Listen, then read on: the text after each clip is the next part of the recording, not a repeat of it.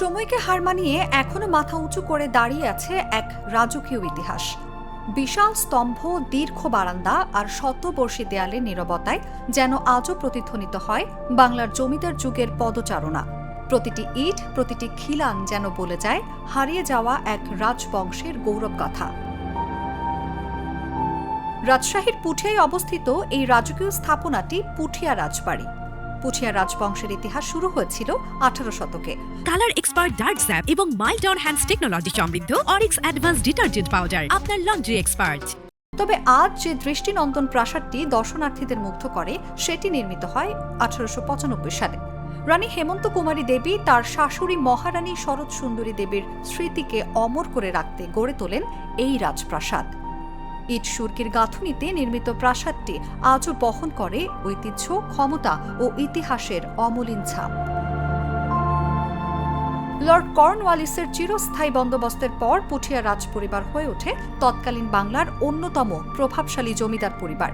Indo ইউরোপীয় স্থাপত্য শৈলীতে নির্মিত প্রাসাদের সুউচ্চ স্তম্ভ, নান্দনিক খিলান, অলংকৃত কার্নিশ আর সূক্ষ্ম কারুকাজ আজও সেই ঐশ্বর্যের নীরব সাক্ষী হয়ে দাঁড়িয়ে আছে।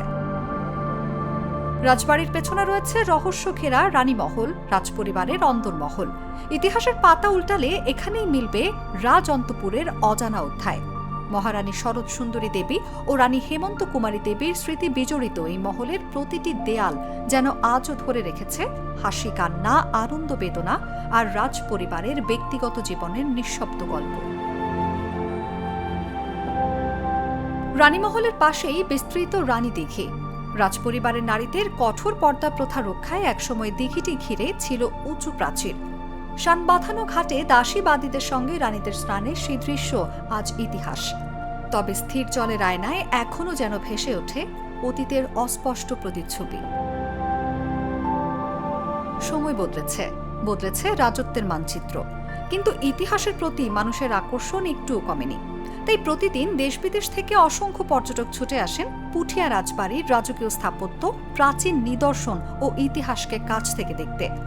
ইতিহাস, সংস্কৃতি ও স্থাপত্য প্রেমীদের কাছে এটি এখন রাজশাহীর অন্যতম জনপ্রিয় গন্তব্য।